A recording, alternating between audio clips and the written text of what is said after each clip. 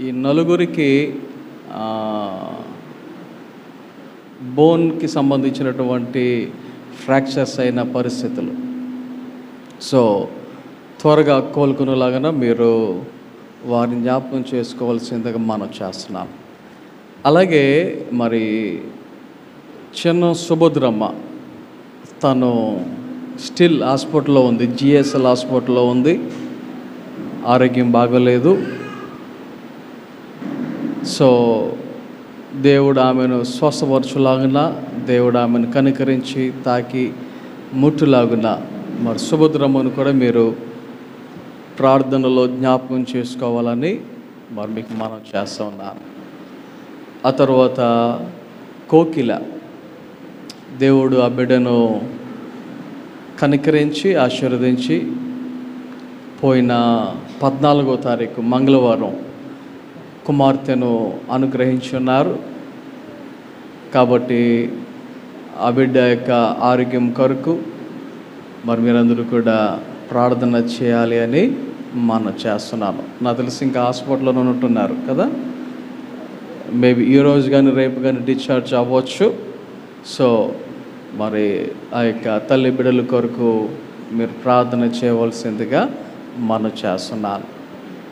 ఎవరికైనా ఆరోగ్యం బాగున్నప్పుడు మరి అటువంటి వారి కొరకు ప్రార్థన చేయటం అనేది మన యొక్క బాధ్యత. ప్రార్థన చేయటం ఒకటే కాదు, వెళ్ళి పలకరించి ధైర్యపరిచి రావటం అనేది కూడా చాలా మంచిది. ఫర్ ఎగ్జాంపుల్, మన ఇంట్లో మనకి బాగా ఉన్నప్పుడు ఎవరైనా మన ఇంట్లో వాళ్ళే పలకరించలేదు అనుకోని మనకు ఎలా ఉంటుంది? పేరుకి ఇంట్లో ఉన్నాం కానీ ఒంటరి ఫీలింగ్ వచ్చేస్తుంది. మరి అలాగే సంఘము అంటే ఇదొక కుటుంబం. సంఘము అంటే ఇదొక కుటుంబం. కాబట్టి కుటుంబంలో ఎవరికి బాగోకపోయినా మిగతా వారు వెళ్ళి పలకరించి ధైర్యపరిచి వస్తే అది చాలా బాగుంటుంది. వెళ్ళి మీరు పలకరించి ధైర్యం చెప్పకపోయిన వాళ్ళ నీకు భలే తెక్క కుదిరింది అన్నారనుకో, ఆ నొప్పిగా నీ నొప్పి ఎక్కువైపోద్ది కదా. సో చేతనైనంత మట్టుకు మనము వారిని ఓదార్చడానికి, ధైర్యపరచడానికి ప్రయత్నం చేద్దాం. ఈ విషయాన్ని అందరూ కూడా గమనించాలి, గ్రహించాలి అని మనం చేస్తున్నాను. ఆన్లో ఉందా? ఓకే. ఇంకొక విషయం నాకు 2 రోజుల క్రితమే తెలిసింది. మరి మనందరికీ తెలిసినటువంటి దేవుని సేవకులు శేఖర్ డానియల్ గారు హైదరాబాదులో మరి మన దగ్గరికి చాలా సందర్భాలలో దేవుని యొక్క వాక్యాన్ని అందించడానికి వచ్చినటువంటి దేవుని సేవకులు శేఖర్ డానియల్ గారికి ఆరోగ్యం బాగాలేదు అని విన్నా. ఏమైంది అని అడిగితే మరి ఇంచుమించు హార్ట్ అటాక్ లాంటిదే వచ్చిందంట. కాకపోతే విచిత్రం ఏంటంటే ఆయనకి ఏ నొప్పి రాలా, కాకపోతే ఏదో అన్కంఫర్ట్గా ఉంది అని హాస్పిటల్కి వెళ్తే డాక్టర్లు ఇంక ఈయన చనిపోయినట్టే, ఇంక ఈయనకి వైద్యం చేయడం అనవసరం, తీసుకుపోండి అని చెప్పడం జరిగిందంట. ఆయన చెప్పినటువంటి మాట డైరెక్ట్గా. అయితే మొత్తానికి వైద్యం చేశారు, 2-3 యాంజియోప్లాస్టీలు చేశారు, ఒక స్టంట్ వేశారు. డాక్టర్లు అయితే అసలు బ్రతకడానికి ఛాన్స్ లేదు అని చెప్పినటువంటి వైద్యులే మరలా చెకప్కి వెళ్ళిన ప్రతిసారి నువ్వు ఇంకా బ్రతికే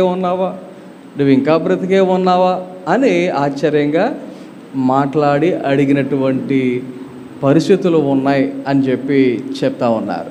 సో ఏదేమైనా మరి శేఖర్ డానియల్ గారి కొరకు కూడా మీరు ప్రార్థన చేయండి. వారికి ఆరోగ్యంలో మంచిగా త్వరగా మరి బలపడి దేవుని పరిచర్యలు ఇంకా బహుబలముగా వాడబడిలాగిన వారి కొరకు కూడా ప్రార్థన చేయాలి అని మనం చేస్తున్నాను. కొద్ది నిమిషాలు దేవుని యొక్క వాక్యాన్ని ధ్యానం చేసుకుందాం. దేవునికి మహిమ కలుగును గాక. హల్లెలూయా, హల్లెలూయా. మరి ఈరోజు ఒక ప్రత్యేకమైనటువంటి రోజు. ఎవరికైనా ఐడియా ఉందా? దీనినే ఏమంటారు అంటే పెంతుకొస్తు దినము అంటారు. ఈరోజు ఉన్నటువంటి ప్రత్యేకత ఏమిటి అంటే పెంతుకొస్తు దినము అనే ఈ యొక్క రోజుకు పేరు. దేవుని యొక్క వాక్యములో మీరు అపోస్తుల కార్యములు 2వ అధ్యాయము 1వ వచనములో చదివితే, పెంతుకొస్తును పండుగ దినము వచ్చినప్పుడు అందరూ ఒక చోట కూడి ఉండిరి. ఓకే, ఇక్కడ ఈ యొక్క ఉదయకాల సమయంలో కొద్ది నిమిషాలు దేవుని యొక్క వాక్యాన్ని మనము ధ్యానం చేద్దాం. ఏ దినం అంటండి ఇది? పెంతుకొస్తు దినము అని దేవుని యొక్క వాక్యములో కనబడుతూ ఉంది. ఓకే, ఈ పెంతుకొస్తు దినము అంటే చాలామంది ఇదొక పండుగ లేకపోతే ఇదొక రోజు అంటారు, కానీ దాని యొక్క ప్రాముఖ్యత ఏంటో చాలామందికి తెలియదు. దీని యొక్క అసలు కారణం ఏమిటో చాలామందికి తెలియదు. గమనించండి ఒకసారి. పెంతుకొస్తు సందర్భం, పెంతుకొస్తు దినము అనేది ఏంటి అని మనం గమనిస్తే, దేవుని యొక్క వాక్యములో ఈ యొక్క 2వ అధ్యాయంలో మనము కిందికి చదువుకుంటూ వెళ్తే, అప్పుడు వేగముగా వీచు బలమైన గాలి వంటి ఒక ధ్వని ఆకాశము నుండి అకస్మాత్తుగా వారు కూర్చుండి ఉన్న ఇల్లంతయు నిండెను, మరియు అగ్నిజ్వాలల వంటి నాలుకలు విభాగింపబడినట్టుగా వారికి కనబడి వారిలో ఒక్కొక్కరిని మీద వ్రాలగా అందరూ పరిశుద్ధాత్మతో నిండిన వారై. ఈ యొక్క పెంతుకొస్తు దినమున జరిగినటువంటి పరిణామాలు ఏంటి అని ఆలోచన చేస్తే, పరిశుద్ధాత్మ శక్తి మొట్టమొదటిసారిగా ఈ భూమి మీద మరి కొంతమంది శిష్యులు ఉన్నారు, కొంతమంది విశ్వాసులు ఉన్నారు, ఆయనను వెంబడించిన వారు ఉన్నారు. ఇంచుమించు ఎంతమంది అంటే ఒక 120 మంది వరకు ఉన్నారు అని దేవుని యొక్క వాక్యములో, ఇదే అపోస్తుల కార్యములు 1వ అధ్యాయము మరి దేవుని యొక్క వాక్యములో 15వ వచనం, 1వ అధ్యాయము 15వ వచనములో, ఆ కాలమందు ఇంచుమించు 120 మంది సహోదరులు కూడి ఉండగా, అంతమంది ఉండగా వారి మీదకి పరిశుద్ధాత్మ శక్తి రావటాన్ని మనం ఇక్కడ గమనిస్తూ ఉన్నాం. ఆ సందర్భాన్ని పెంతుకొస్తు దినము అని అంటారు అని దేవుని యొక్క వాక్యాన్ని బట్టి మనము గమనించవలసిన వారమై ఉన్నాం. పెంతుకొస్తు దినము యేసయ్య ఈ లోకంలో ఉన్నప్పుడు ఆయన కొన్ని సందర్భాలలో ఇదే విషయాన్ని ప్రస్తావించారు. ఇదే విషయాన్ని ఆయన తన శిష్యులకు తెలియచేశారు. ఏమని అంటే, నేను మీ మధ్యలో నుంచి వెళ్ళాలి, నేను వెళ్ళిన తర్వాత మీ మధ్యకి ఎవరు వస్తారో? పరిశుద్ధాత్మ వస్తాడని ఒక సందర్భములో, ఆదరణకర్త వస్తాడని ఒక సందర్భములో, ఇలాగున ఆయన తన శిష్యులకు ఈ విషయాన్ని ముందుగానే తెలియచేసినట్టుగా దేవుని యొక్క వాక్యాలలో, సువార్త భాగాలలో మనము గమనించవచ్చు. గమనించండి, ఈ యొక్క పరిశుద్ధాత్మ రావటం వలన మీరు ఏమవుతారని వాక్యం చెప్పింది? ఆదరణ పొందెదరు అని యేసయ్య చెప్పినట్టుగా దేవుని యొక్క వాక్యములో మనందరికీ తెలిసినటువంటి విషయాలే. అయితే ఇది కేవలం యేసయ్య ఉన్నప్పుడు మాత్రమే చెప్పినటువంటి మాట అయితే కాదు, కానీ దేవుని యొక్క వాక్యములో దేవుడు తన ప్రవక్తల ద్వారా ఈ విషయాన్ని ముందుగానే ఆయన తెలియచేసినటువంటి సందర్భం. 100 సంవత్సరాల క్రితమే ఈ విషయాన్ని ఆయన తెలియజేసినటువంటి సందర్భం దేవుని యొక్క వాక్యములో మనము గమనించవచ్చు. దేవుని యొక్క వాక్యములో యెహెజ్కేలు గ్రంథము 36వ అధ్యాయములో మనం చదివితే, యెహెజ్కేలు గ్రంథము 36వ అధ్యాయము చూడండి, 24వ వచనం నుంచి చదువుదాం. ఆ, ఉమ్, ఆ, ఉమ్.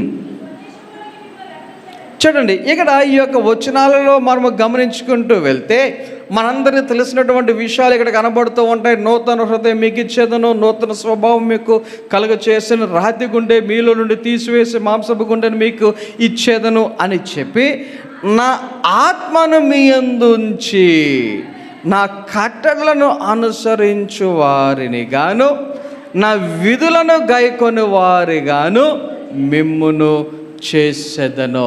దేవుని యొక్క వాక్యములో ఈ యొక్క వచనాన్ని బట్టి ఒక విషయాన్ని మనము గ్రహించగలిగితే, ఈ విషయాన్ని మనము గమనించగలిగితే, పరిశుద్ధాత్మను ఎందుకు కలిగి ఉండాలి, పరిశుద్ధాత్మ మనం కలిగి ఉండడం వలన ప్రయోజనం ఏమిటి, పరిశుద్ధాత్మ మనలో ఉంటే ఏ క్రియలు జరుగుతాయి, ఎలాంటి క్రియలు జరుగుతాయి అనేటువంటి విషయాలు కనుక మనం ఆలోచన చేస్తే, ఇక్కడ దేవుడు కొన్ని విషయాలను మనకు తెలియచేస్తూ ఉన్నాడు.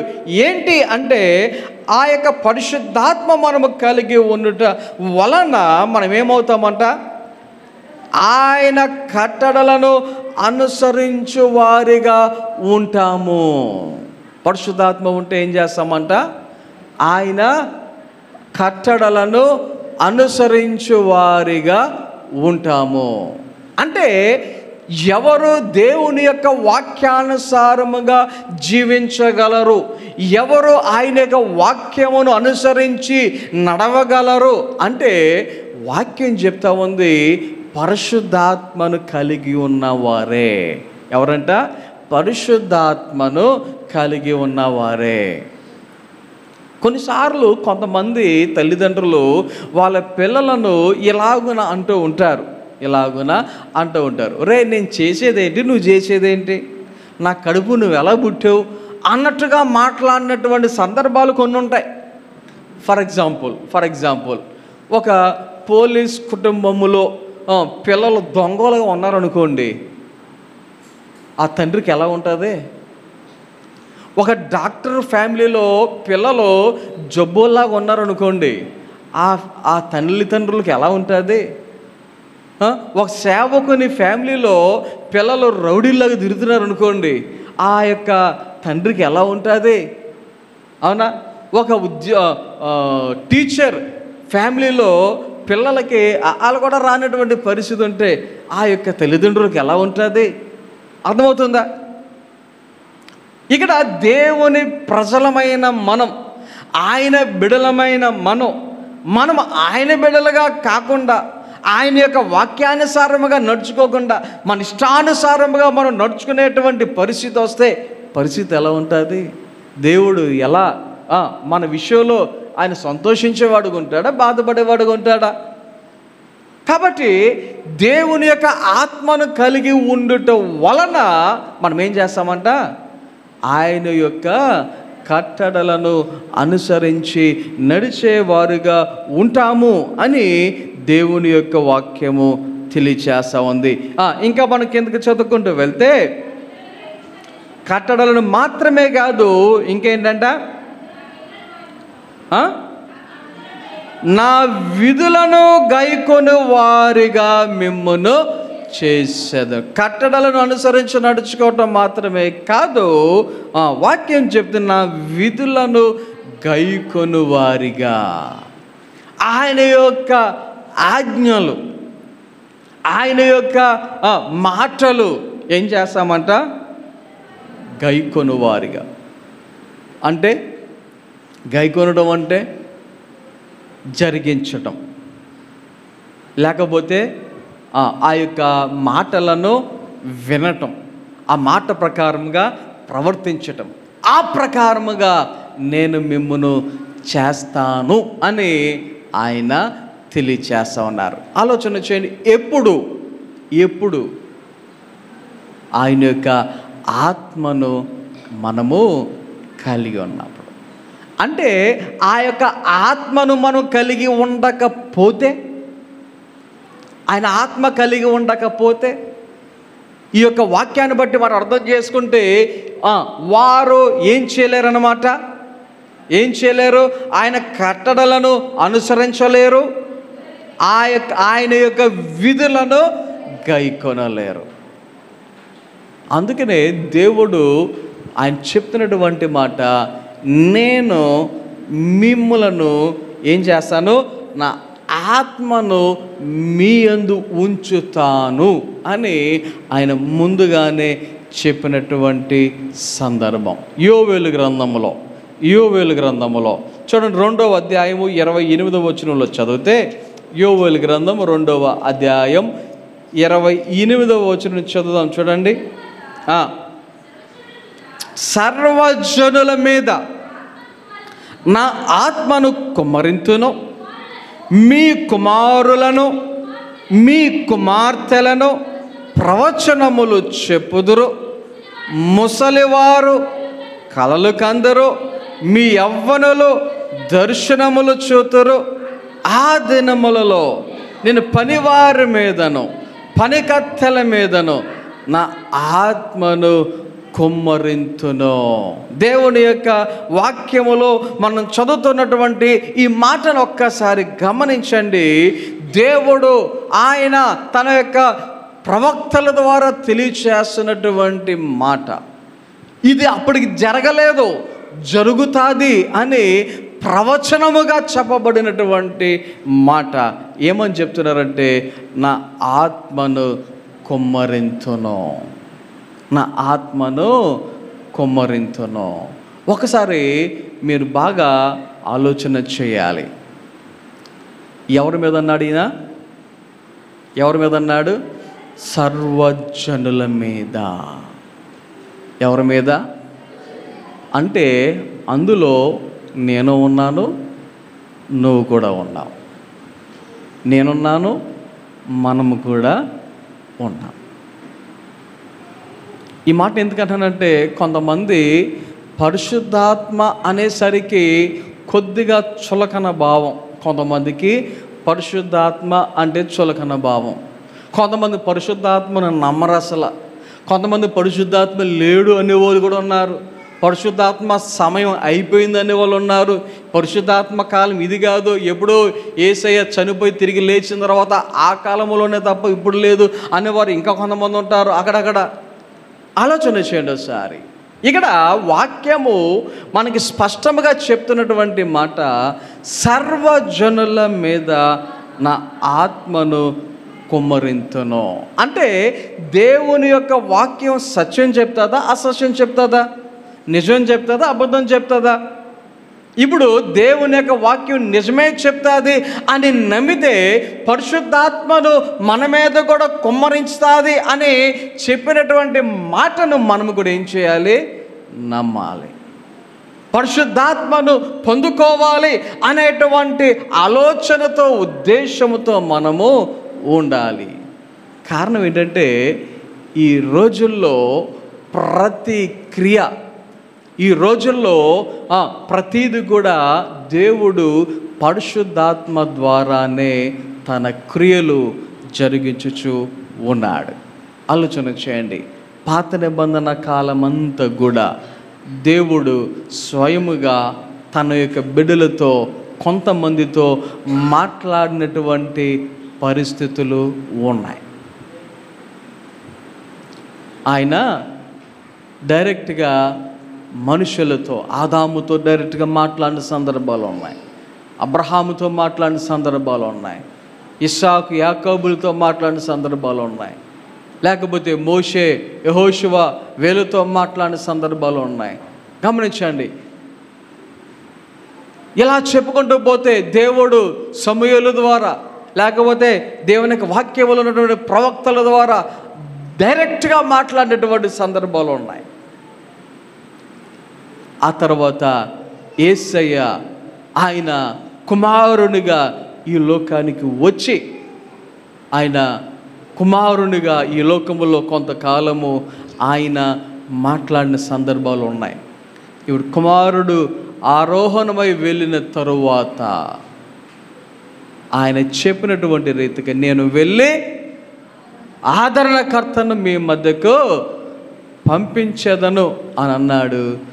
ఆ ప్రకారముగా ప్రస్తుతం పరిశుద్ధాత్మ మన మధ్యలో సంచారము చేయుచు, మనందరము చేసేటువంటి ప్రార్థనలన్నీ కూడా ఆలకిస్తూ జవాబిస్తూ పరిశుద్ధాత్మ దేవుడు మన మధ్యలో క్రియలు కార్యాలు చేయుచు వస్తూ ఉన్నాడు. ఆలోచన చేయండి, మనము పరిశుద్ధాత్మను కలిగి ఉండాలి. ఒక మాటలో చెప్పాలంటే ఇది పరిశుద్ధాత్మ కాలము. ఏ కాలం ఇది? ఇది పరిశుద్ధాత్మ కాలము. ఈ పరిశుద్ధాత్మ కాలములో మనము ఆయనను అంటే ఆ ఆత్మను కలిగి ఉండేవారిగా ఉండాలి. గమనించండి, మీకు ఒక విషయాన్ని గుర్తు చేస్తా. పాత నిబంధన కాలములో దేవుడు దిగి వచ్చినప్పుడు జరిగినటువంటి పరిస్థితి, ఇప్పుడు పరిశుద్ధాత్మ దినమున దేవుడు ఆత్మరూపముగా దిగి వచ్చినప్పుడు జరిగినటువంటి ఒక చిన్న వ్యత్యాసాన్ని నేను మీకు ఒకసారి గుర్తు చేస్తాను. నిర్గమకాండములో 19వ అధ్యాయములో మనం చదివితే, నిర్గమకాండము 19వ అధ్యాయములో మనం చదివితే అక్కడ దేవుడు మోషేను సీనాయి పర్వతము మీదకి రమ్మన్నట్లుగా మనందరికీ తెలుసు. దేవుడు మోషేను అక్కడికి తీసుకుని వెళ్ళి ఎన్ని రోజులు ఉన్నాడు మోషే పర్వతం మీద? 40 రోజులు ఆ యొక్క సీనాయి పర్వతం మీద ఉన్నట్టుగా మనందరికీ తెలిసినటువంటి విషయమే. అయితే దేవుడు మాట్లాడుతూ ఉండేటువంటి ఆ సందర్భములో ప్రజలు అంటే ఇశ్రాయేలీయులు ఆ యొక్క మాటలను వినలేక, దేవుని యొక్క వెలుగును చూడలేక వారు ఏమని చెప్పారో తెలుసా?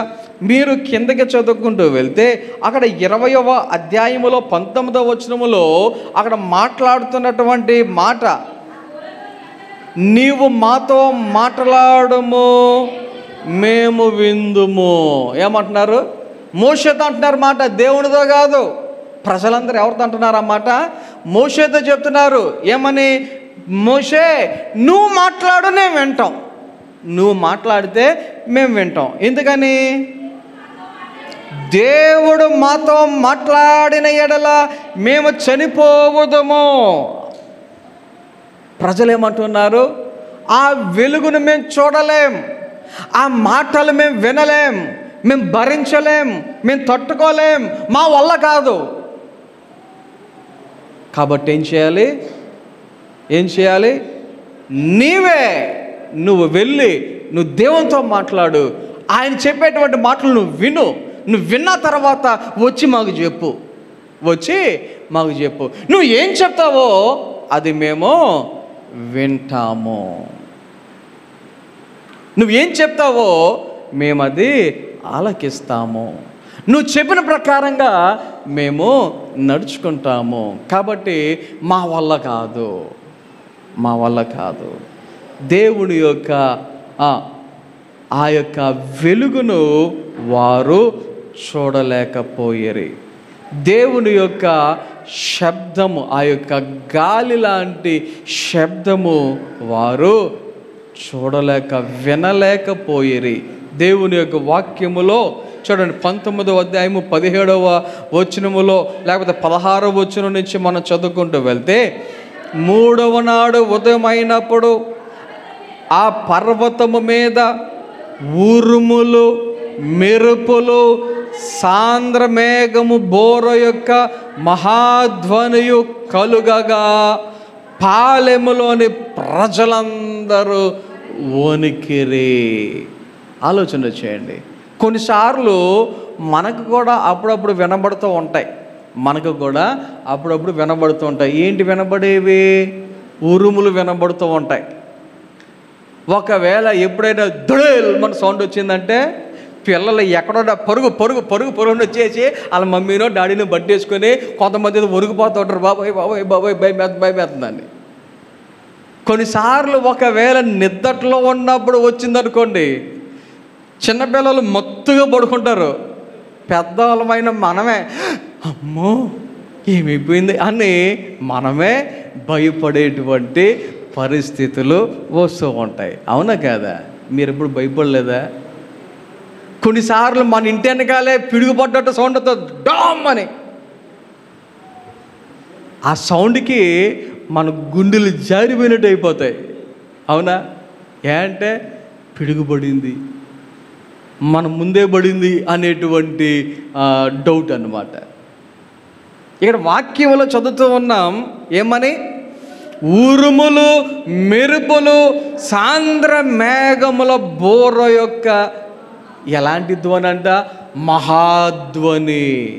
చిన్న శబ్దం కాదది, ఏదో చిన్న చిన్న ఉరుములు, చిన్న చిన్న మెరుపుల శబ్దం కాదది. అంత అటువంటి శబ్దం వచ్చేసరికి పాలెములోని ప్రజలందరూ వణికిరి. దేవుని ఎదుర్కొనుటకు మోషే పాలెములో నుండి ప్రజలను అవతలకు రప్పింపగా వారు పర్వతము దిగువను నిలిచిరి. యెహోవా అగ్నితో సినాయి పర్వతము మీదకి దిగి వచ్చినందున అదంతయు ధూమమయమై ఉండెను. దాని ధూమము కొలిమి ధూమము వలె లేచెను. పర్వతమంతయు మిక్కిలి కంపించెను. ఆ బోరధ్వని అంతకంతకు బిగ్గరగా మ్రోగెను.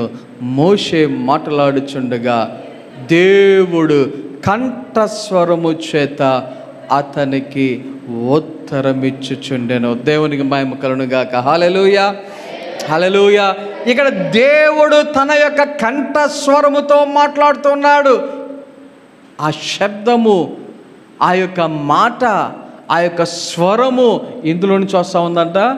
ఉరుములు మెరుపులుగా ఉన్నప్పుడు ఆలోచన చేయండి. ఆ ఉరుములు మెరుపులుగా ఉంటే మనకి పటపట పటపట అన్నట్టుగానే వినబడుతుంది. మనకేమైనా అర్థమవుతుందా? కానీ దేవుడు ఆ శబ్దంతో మాట్లాడుతూ ఉంటే మోషేకు వినబడుతున్నది దేవుని స్వరం. మోషే వినగలుగుతున్నాడు దేవుడు ఏం మాట్లాడుతున్నాడో. ఆ యొక్క శబ్దములో మోషే స్పష్టముగా దేవుడు పలికే ప్రతి మాటలో ఆలకించుచూ ఉన్నాడు. అయితే ప్రజలు ఏం చేస్తున్నారు? మా వల్ల కాదు, ఆ శబ్దాన్ని మేము విన్నా, ఆ వెలుగును మేము చూచినా ఏమైపోతాం? చచ్చిపోతాం. కాబట్టి నువ్వు వెళ్ళు, నువ్వు మాట్లాడి దేవునితో మాట్లాడి విని వచ్చి మాకు చెప్పు, ఆ యొక్క మాటలు నేను వింటాం. ఓకే, ఇంతకీ మీకు ఒక విషయం చెప్పాలి. నా టాపిక్ ఇది కాదు, కానీ నేను చెప్దామనుకున్నది చెప్పేసి నేను ఈరోజు అసలు వాక్యంలోనికి వెళ్ళిపోతా. మోషేను పంపించారు కదా, ప్రజలందరూ నువ్వు వెళ్ళు, నువ్వు మాట్లాడు అని పంపించారు కదా. మోషే వెళ్ళాడు. ఎన్ని రోజులు ఉన్నాడు? 40 రోజులు ఉన్నాడు. మరలా తిరిగి వచ్చాడు. ఈ లోపల ఏమైపోయింది? ఈ 40 రోజుల టైంలో ఏమైపోయింది? ఈ 40 రోజుల టైంలో ఈ ప్రజలందరూ ఏంటి, మోషే మమ్మల్ని విడిచిపెట్టి వెళ్ళిపోయాడు, మేము ఎవరిని కొలవాలి, ఎవరిని పూజించాలి అన్నట్టుగా వాళ్ళల్లో వాళ్ళు మాట్లాడుకొని వాళ్ళందరూ కలిసికట్టుగా వచ్చి వాళ్ళ దగ్గర ఉన్న బంగారం అంతా తీసి ఆ బంగారంతో ఏం తయారు చేసుకున్నారు? ఒక దూడను తయారు చేయించుకున్నారు. ఆ దూడను తయారు చేయించుకొని ఆ దూడ తయారు చేసిన తర్వాత ఆ దూడను ఏం చేస్తూ ఉన్నారంట? పూజించుచూ ఉన్నారు, ఆ దూడనే ఆరాధిస్తూ ఉన్నారు.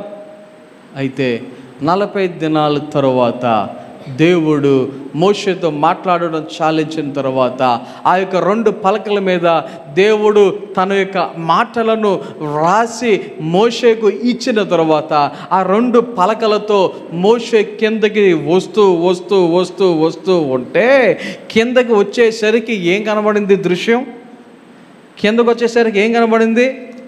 దేవుడి యొక్క వాక్యములో మనము కొన్ని విషయాలు కనుక ఆలోచన చేస్తే ఈ యొక్క విషయాలన్నీ మనకి నిర్గమకాండములోనే చూడండి ఒకసారి. ఎక్కడ కనబడుతుందంటే 32వ అధ్యాయముకి వచ్చేసరికి ఈ విషయాలన్నీ మనకు అక్కడ కనబడతాయి.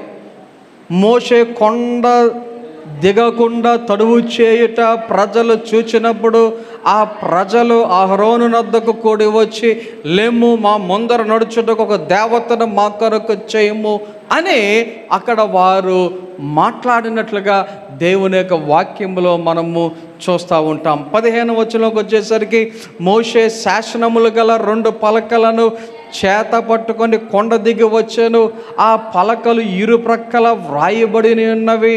అవి ఈ ప్రక్కను ఆ ప్రక్కను రాయబడి ఉండెను. ఆ పలకలు దేవుడు చేసినవి. ఆ పలకల మీద చెక్కబడిన వ్రాత దేవుని చేవ్రాత. దేవుడు స్వయముగా వ్రాసి ఇచ్చినటువంటి ఆ 2 రాతి పలకలను మోషే పట్టుకొని కిందకి దిగి వచ్చుచూ ఉంటే అక్కడ ప్రజలు ఎలాంటి ఏం చేస్తా ఉన్నారంటే పెద్ద కేకలు వేయుచుండగా అక్కడ మోషేతో పాటు యెహోషువ ఉన్నాడు. ఆ యొక్క సందర్భంలో వారు మాట్లాడుకున్న మాట ఏంటి, పాలెములో యుద్ధమేమైనా జరుగుతుందా అనుకుంటున్నారంట.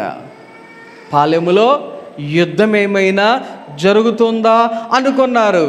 అయితే దేవుని యొక్క వాక్యములో మనం చదువుతున్నాం, అది జయధ్వని కాదు, అపజయధ్వని కాదు, సంగీత ధ్వని నాకు వినబడుచున్నది అని నేను ఆలోచన చేయండి.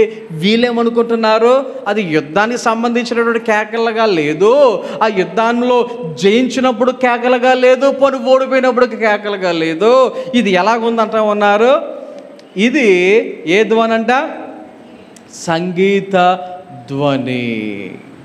అంటే మేబీ అనుకోవచ్చు, పాటలు పాడుతున్నారబ్బా, దేవునిని మహిమపరుచుతున్నారు, ఆరాధన చేస్తూ ఉన్నారు అని అనుకోవచ్చు.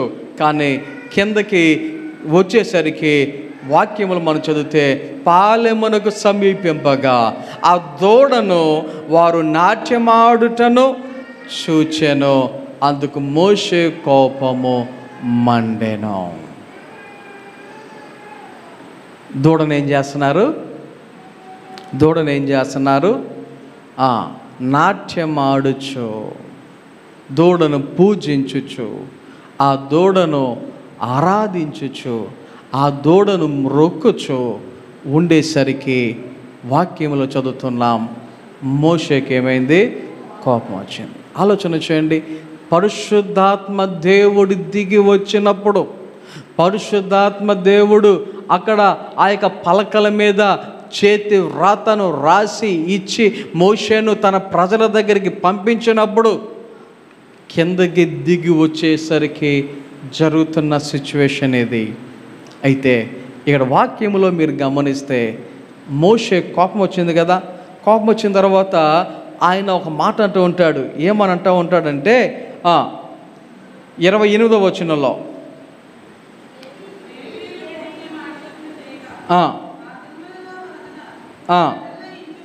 అంటే ఇది మీకు అర్థం కావటానికి 26వ వచనం చదవాలి. అందుకు మోషే అంటూ ఉన్నాడు, పాలెం యొక్క ద్వారమున నిలిచి యెహోవా పక్షమున్న వారందరూ నా యొద్దకు రండి అనగా, ఎవరైతే దేవునితో పాటు ఉంటారో, ఎవరైతే దేవుని పక్షమున ఉంటారో, ఎవరైతే దేవుని స్తుతించేవారుగా ఆరాధించేవారుగా ఉంటారో, నా యొద్దకు రండి, నా వైపుకు రండి అంటే కొంతమంది వచ్చేసారు. టక టక టక టక టక టక మోషే దగ్గరికి వచ్చేసారు. కొంతమంది రాలా. ఎంతమంది రాలేదో తెలుసా? 28వ వచనంలో కనబడుతుంది, ఆ దినమున ప్రజలలో ఇంచుమించు 3000 మంది కూలిరి. అంటే ఇంకొక మాటలో చెప్పాలంటే చనిపోయిరి. ఎంతమంది? 3000 మంది చనిపోయిరి. ఎందుకు వీరు ఏ వైపుకి రాలేదు? వీరు ఏ వైపుకి రాలేదు? దేవుని వైపుకి రాలేదు, మోషే వైపుకి రాలేదు. ఆయన యొక్క వాక్యానుసారమైనటువంటి ఆ యొక్క నడవడికలో నడవడానికి ఆ వైపుకి రాలేదు. మేము అనుకున్నదే మేము చేస్తాం, మేము చేయాలనుకున్నదే మేము చేస్తాం, ఆ దూడనే మేము మురుకుతాం, ఆ దూడనే మేము పూజిస్తాం అనుకున్నారే తప్ప దేవుడు నిజమైన దేవుడు, ఆయన బిడ్డలుగా ఉండాలి అనేటువంటి ఆలోచన వారికి రాలేదు. ఆలోచన చేయండి ఒకసారి. ఇక్కడ మీరు చిన్న లాజిక్ గమనించండి. ఈ దూడ ఎవరు తయారు చేశారు? దూడ ఎవరు తయారు చేశారు? మనుషులే కదా. మనుషులు వాళ్ళంతటా వాళ్ళు తయారు చేసుకున్నటువంటి ఆ యొక్క ప్రతిమ, ఆ యొక్క బొమ్మ, ఆ యొక్క విగ్రహం అదేం చేస్తుందంటే వీళ్ళనే, ఇది ఎలా కుదురుద్ది? వాళ్ళు తయారు చేసుకున్నది వాళ్ళని రక్షిస్తుందా? వాళ్ళు తయారు చేసుకున్నదే వాళ్ళని నడిపిస్తుందా? వాళ్ళు తయారు చేసుకున్నదే వాళ్ళని ఏమైనా దేవుళ్ళలాగా కాచి కాపాడుతుందా? ఆలోచించండి ఒకసారి. మనం వండుకున్న అన్నమే కొండలో నుంచి మనం దిగిపోతే మన ప్లేట్లోకి రాదు. మనం చేతితో నోట్లో వేసుకోకపోతే మన కడుపులోకి వెళ్దాం. అవునా? ప్రతిరోజు అన్నం వండుతాం కదా, వండింది పొయ్యి మీద వండిన తర్వాత అది ఆటోమేటిక్గా మన పొట్టలోకి వెళ్ళిపోద్దా? ఏం చేయాలి? ప్లేట్లో వేసుకోవాలి, కూర వేసుకోవాలి, కలుపుకోవాలి, నోట్లో పెట్టుకోవాలి. 36 సవర్లు నవలాలంటారు ఒక్కొక్క ముద్దని. కొంతమంది అంతసేపు నవలరు అని మింగేస్తారు కదా, కంగారు ఎక్కువ కొంతమందికి. అంతలాగా చేయకపోతే మన అన్నమే మన పొట్లకి వెళ్దాం, ఏది మనం వండుకున్నది. అలాంటిది వీళ్ళు తయారు చేసుకున్నటువంటి బొమ్మ వీళ్ళని ఎలా రక్షించేద్ది? వీళ్ళు తయారు చేసుకున్న విగ్రహం వీళ్ళు ఎలా కాపాడుతుంది? సో దేవుని వైపు వచ్చిన వారందరూ క్షేమంగా ఉన్నారు. దేవుని వైపు నిలిచిన వారందరూ సజీవులుగా ఉన్నారు. దేవుని వైపు నిలబడిన వారందరూ కూడా ఆయనను పూజించడానికి, ఆరాధించడానికి వారు ఇంకా నిలబడి ఉన్నారు. కానీ ఆ వైపు రాని వారు ఇంచుమించు 3000 మంది ఏమైపోయారు? చనిపోయారు. అయితే ఈ కౌంట్ నాకు కావాలి. 3000 అనేటువంటి మాట కోసం ఇదంతా చెప్పా. ఇప్పుడు కొత్త నిబంధనలోకి వచ్చేసేయండి, అపోస్తుల కార్యంలోకి వచ్చేసేయండి. అక్కడ పరిశుద్ధాత్మ దిగి వచ్చిన రోజున, ఎప్పుడు? పరిశుద్ధాత్మ దిగి వచ్చిన రోజున పేతురు నిలవబడి దేవుని యొక్క వాక్యమును ప్రకటించినప్పుడు, దేవుని యొక్క మాటలను అక్కడ వివరించినప్పుడు ఎంతమంది రక్షింపబడ్డారో తెలుసా? వాక్యములో 2వ అధ్యాయము 41వ వచనము ఆఖరిలో చదివితే ఆ దినమందు ఇంచుమించు 3000 మంది చేర్చబడిరి. 3000 మంది చేర్చబడిరి. పాత నిబంధన కాలములో దేవుడు దిగి వచ్చిన రోజున దేవుడు తన యొక్క శబ్దముతో, లేకపోతే గాలి వీచుట చేత, ఉరుములు మెరుపుల చేత, ఆ ధ్వని చేత దేవుడు వచ్చి మాట్లాడుతూ ఉంటే గమనించండి. అప్పుడు వచ్చినటువంటి విధానము గమనించండి, ఇప్పుడు వచ్చినటువంటి విధానమును గమనించండి. 2వ అధ్యాయములో 2వ వచనం నుంచి మనం చదువుకుంటూ వెళ్తే, అప్పుడు వేగముగా వీచు బలమైన గాలి వంటి ఒక శబ్దము ఆకాశము నుండి అకస్మాత్తుగా వచ్చాను. ఇంకొక మాటలో చదివితే ఇంకా కిందకి మనం కనబడుతుంది, అగ్ని జ్వాలల వంటి నాలుకలు విభాగింపబడినట్టుగా వారికి కనబడి. అప్పుడు ఉరుములు, మెరుపులు, లేకపోతే అగ్ని ఏదైతే ఉందో సేమ్ అలాంటివే ఇక్కడ కూడా మనము ఇంకొక మాటలో చదువుతూ ఉన్నాం. దేవుడు దిగి వచ్చాడు, దేవుడు దిగి వచ్చాడు. పరిశుద్ధాత్మగా ఆయన వచ్చి కొంతమందిలో ఆయన దిగి ఉన్నాడు అని దేవుని యొక్క వాక్యములో మనం ఇక్కడ చదువుతూ ఉన్నాం. అయితే ఈ సమయంలో మీరు గమనించవలసిన విషయం, ఇందాక చదివినటువంటి యెహెజ్కేలు గ్రంథంలో మీరు చదివినటువంటి మాట ఏమంటున్నాడు? సర్వ జనములు ఎవరు పొందుకోవాలంట? ప్రతి ఒక్కరు. ఎందుకు పొందుకోవాలంటే ఆత్మను, ఆయన యొక్క ఆజ్ఞలను గైకొనటానికి, ఆయన యొక్క విధులను గైకొనటానికి. గమనించండి, మనము పరిశుద్ధాత్మను కలిగి ఉండాలి. ఎందుకు అంటే ఆయన యొక్క ఆజ్ఞలు, ఆయన యొక్క విధులను మనము గైకొనటానికి. యేసయ్య ఈ లోకంలో ఉన్నప్పుడు ఆయన చెప్పినటువంటి కొన్ని మాటలు ఏమని చెప్తున్నాడో తెలుసా? లూకా సువార్త 24వ అధ్యాయంలో, లూకా సువార్త 24వ అధ్యాయంలో మనం చదివితే 29వ వచనంలో ఆయన అంటున్న మాట,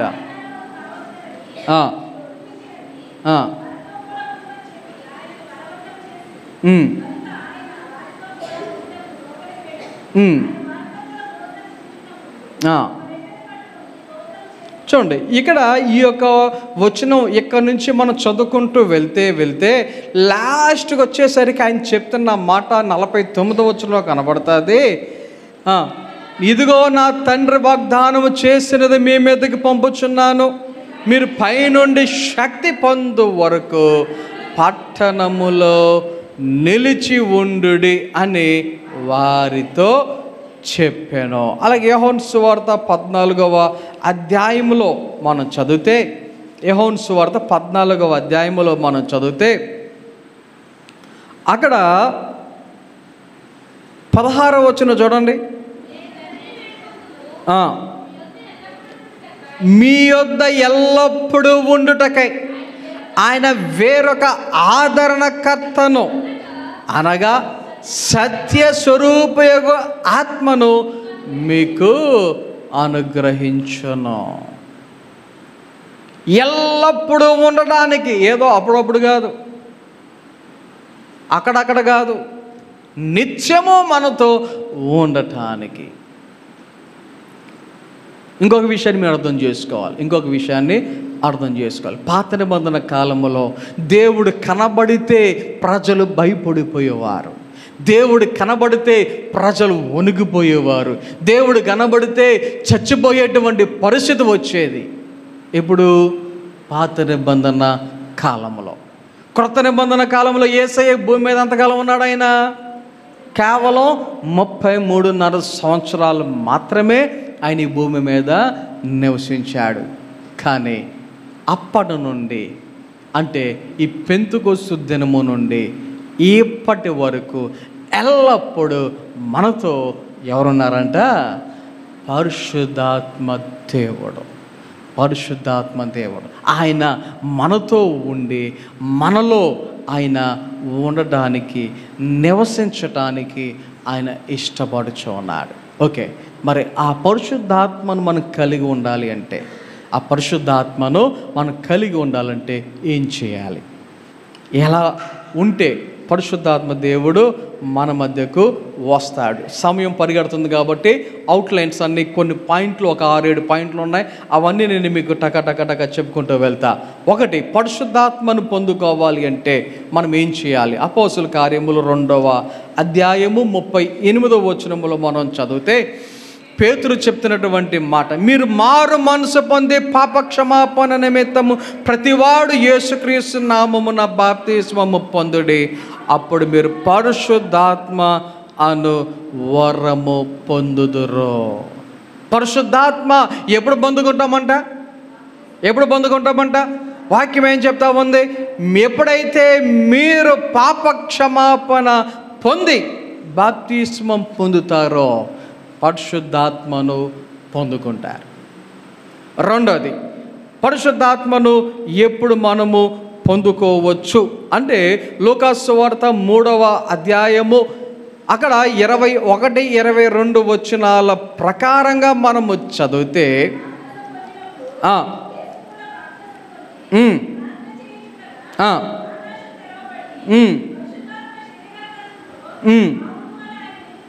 ఆయన మీదకి దిగి వచ్చెను, నీవు నా ప్రియ కుమారుడవు, నీ యందు నేను ఆనందించుచున్నాను అని చెప్పాను. దేవుని యొక్క వాక్యములో మనం చదువుకుంటూ వెళ్తే ఇక్కడ ఇంకొక విషయాన్ని కూడా మనము ఆలోచన చేయవచ్చు.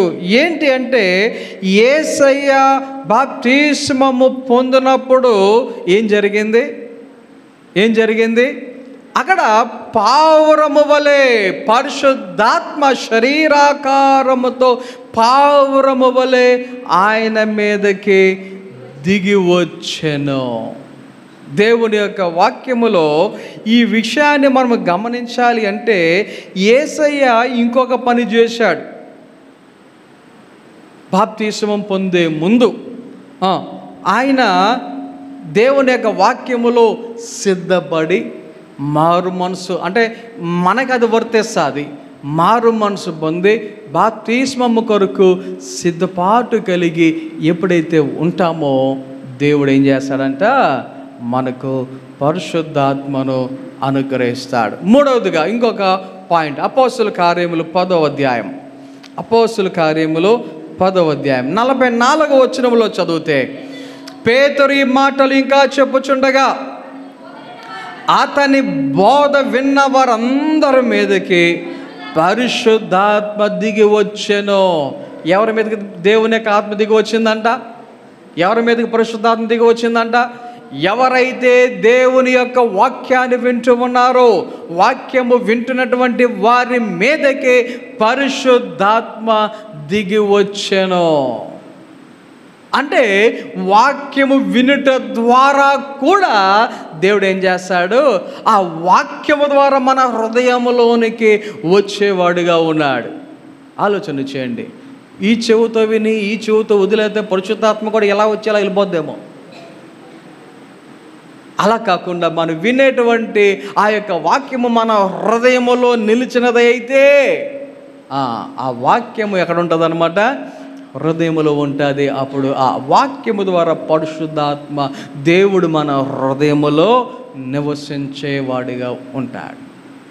కాబట్టి పరిశుద్ధాత్మ ఎలా వస్తుంది అంటే ఆయన యొక్క వాక్యము వినినప్పుడు, ఆయన యొక్క వాక్యము వినినప్పుడు. ఇది ఏ సందర్భంలో చెప్పబడుతుంది?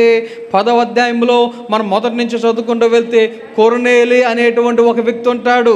ఆ యొక్క కొర్నేలి ఎవరు అంటే అతను ఒక శతాధిపతిగా ఉన్నాడు అని వాక్యంలో మనకు చెప్పబడుతూ ఉంటుంది. అయితే ఆ ఇంటికి పేతురు వచ్చి పేతురు వాక్యము చెప్తూ ఉంటే, దేవుని యొక్క వాక్యములో 11వ అధ్యాయము 15వ వచనంలో చదివితే, నేను మాట నారంభించినప్పుడు పరిశుద్ధాత్మ మొదట మన మీదకి దిగి వచ్చిన ప్రకారము వారి మీదకి దిగెను. పరిశుద్ధాత్మ గమనించండి, వాక్యము చెప్తూ ఉంటే చెప్పేవారి మీదకి దిగింది, అలాగే వినేవారి మీదకి కూడా దిగుతుంది. వాక్యము అటువంటిది. అందుకనే వాక్యాన్ని ఏమంటారంటే రెండంచెలు గల ఖడ్గం అంటది. అది చెప్పేవారిని సరిచేస్తుంది, వినేవారిని సరిచేస్తుంది. చెప్పేవారి మీదకి పరిశుద్ధాత్మ దిగి వస్తుంది, వినేవారి మీదకి కూడా పరిశుద్ధాత్మ దిగి వస్తుంది. 4వదిగా పరిశుద్ధాత్మ పొందాలి అంటే అపోస్తుల కార్యములు 5వ అధ్యాయములో 32వ వచనాన్ని మనం చదివితే, మేమును దేవుడు తనకు విధేయులైన వారికి అనుగ్రహించిన పరిశుద్ధాత్మయు ఈ సంగతులకు సాక్షులమై ఉన్నాము అని చెప్పిరి. మనకు కావలసిన పాయింట్ ఏంటంటే, ఎవరికి పరిశుద్ధాత్మ అనుగ్రహించబడింది అంటే అక్కడ వాక్యం చెప్తుంది, విధేయులైన వారికి. ఎవరికంట? విధేయులైన వారికి. ఎవరైతే దేవునికి విధేయులుగా ఉంటారో, ఆయన వాక్యానికి ఎవరైతే విధేయులుగా ఉంటారో అటువంటి వారికి దేవుడు ఏం చేస్తాడంట, పరిశుద్ధాత్మను అనుగ్రహిస్తాడు. విధేయులైన వారికి పరిశుద్ధాత్మ. అలాగే దేవుని యొక్క వాక్యములో ఇంకొక వచనాన్ని మనం చదువుదాం. అపోస్తుల కార్యములు 19వ అధ్యాయంలో మనం 5వ వచనాన్ని 6వ వచనాన్ని చదువుదాం. చూడండి, 6వ వచనం. తరువాత పౌలు వారి మీద చేతులుంచగా పరిశుద్ధాత్మ వారి మీదకి వచ్చెను.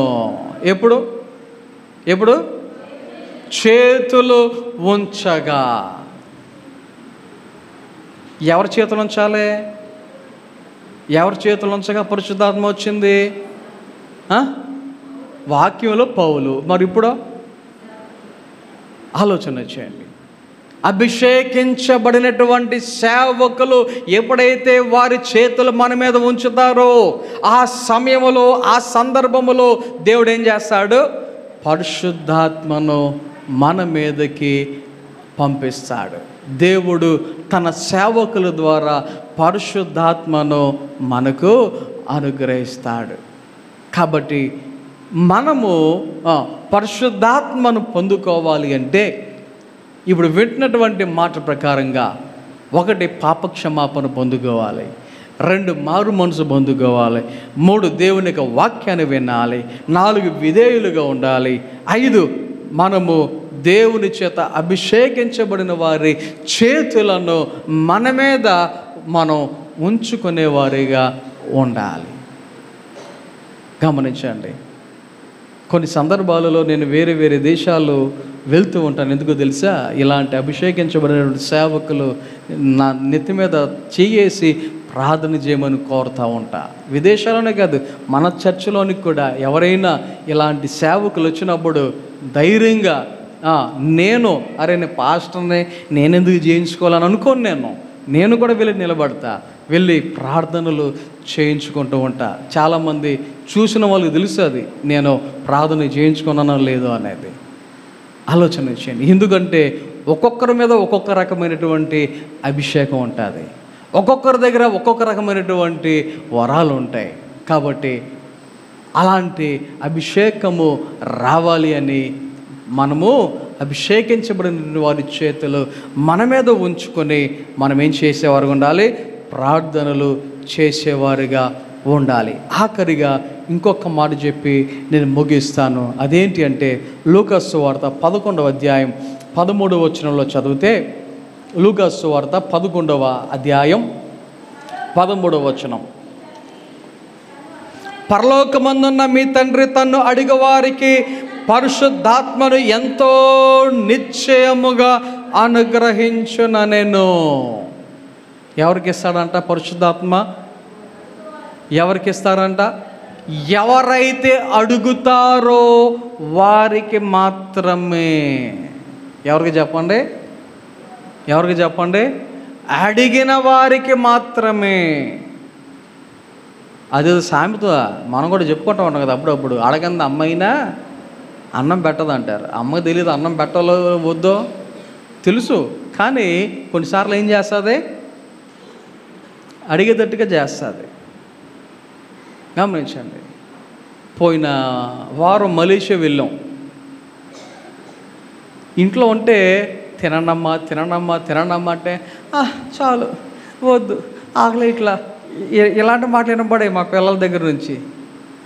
కానీ అక్కడికి వెళ్ళిన తర్వాత ఇంట్లో ఉన్నట్టుగా అక్కడ పప్పలు ఉండవుగా. హోటల్కి వెళ్ళినప్పుడే తినాలి. ఇంట్లో ఏదో పెట్టినంత తినకూడదు, కొద్దిగా తినేసి వదిలేస్తే అక్కడ ఎలా కుదురుద్ది? అక్కడ కూడా ఒకరోజు అలాగే చేశారు. కొద్దిగా తిని చాలు అన్నారు, అంతే. ఒక గంటకి బయటికి వెళ్ళాం.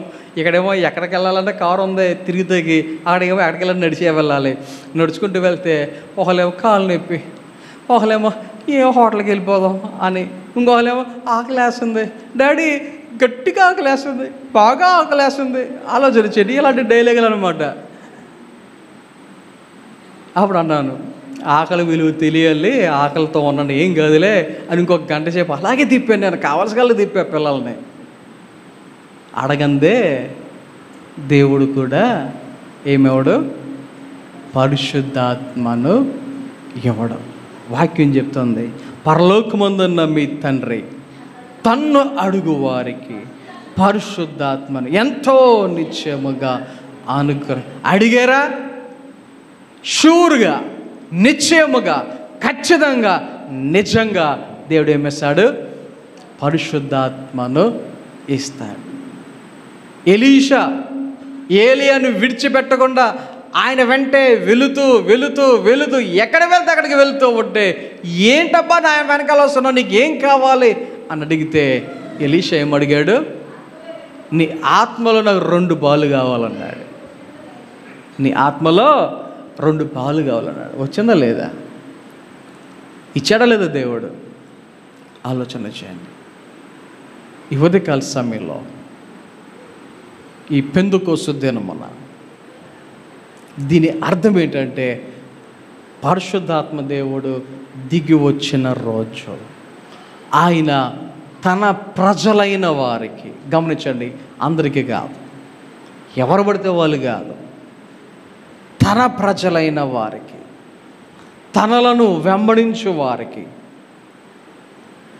ఈ యొక్క ఆత్మను కావాలి అని అనుకునే వారికి, అపోస్తుల కార్యంలో ఇందా చదివాము కదా, ఎవరెవరైతే ప్రార్థనలో కనిపెట్టినటువంటి వారు ఉన్నారో, ఎవరైతే ఏక మనసుతో ఎడతెగక ప్రార్థన చేయుచున్నటువంటి వారుగా ఉన్నారో, అటువంటి వారి మీదకి మాత్రమే పరిశుద్ధాత్మ రావటం అనేది జరిగింది.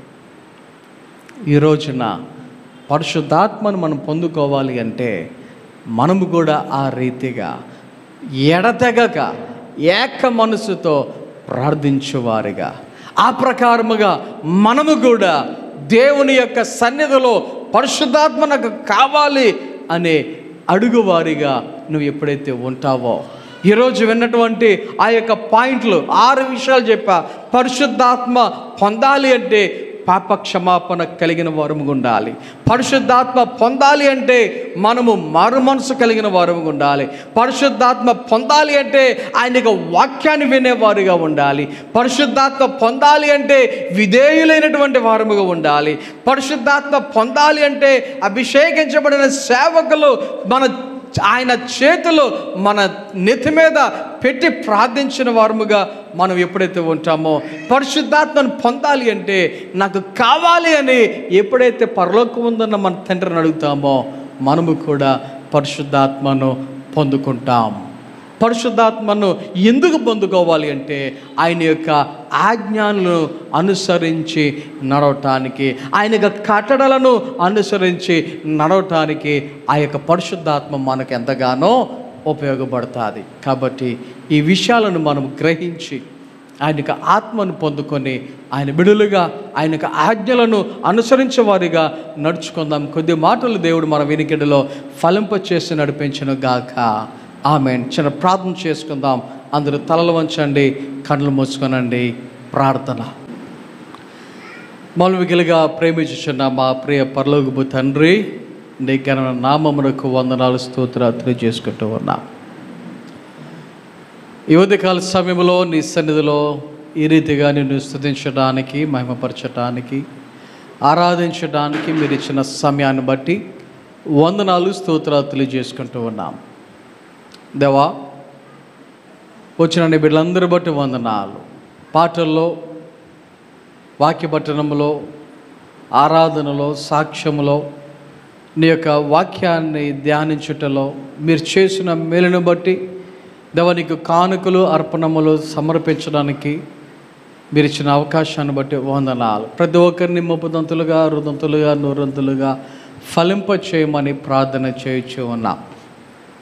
ఈ సమయంలో మమ్మల్ని మీ చేతిగా బిగించుకుంటున్నాం. ఈ వారంలో జరగబోయే ప్రతి పనుల్లో, ప్రయాణాల్లో, ఆరోగ్య విషయాలలో సహాయం దయచేయండి. ఎండల వల్ల ఎవరికి ఎటువంటి ఇబ్బంది కలగకుండా నీ ప్రత్యేకమైన కాపుదల భద్రత మా అందరి మీద ఉంచండి. అలాగే ఈ సమయంలో దేవా, సంఘ బిడ్డలందరూ మీ చేతిగా బిగించుకుంటున్నాం. ఎవరికి ఎటువంటి అవసరతలు ఉన్నాయో సమస్తం ఎరిగిన దేవుడవు, అన్ని విషయాలలో తోడుగుండి సహాయం దయచేయమని, బలహీనలు ఉన్న వారిని ముట్టి బలపరిచి స్వస్థపరచమని, ఆ దేవా ప్రతి అవసరతలలో ప్రతి ఒక్కరికి తగిన దేవాన్ని యొక్క సహాయం అనుగ్రహించమని, దేవ ఈ సమయంలో నీ సన్నిధికి వచ్చిన మేమందరం తిరిగి మా గృహాలకు వెళ్ళిచి ఉండగా నీ మెండైన దేవునులతో ఆశీర్వాదముతో నింపి నడిపించి మీరే మహిమ ఘనత ప్రభావాలు పొందుకొనమని యేసు నామమున ప్రార్థన చేయుచున్నాము తండ్రి. ఆమేన్. మన తండ్రి అయిన దేవుని ప్రేమ, కుమారుడైన యేసుక్రీస్తు వారి కృప, పరిశుద్ధాత్మకమైన సహవాసము, సహాయము, కాపుదల నడిపింపు ఎప్పుడు ఎల్లప్పుడైన బిడ్డలైన మనందరకు సదాకాలము తోడైన నడిపించును గాక. ఆమేన్.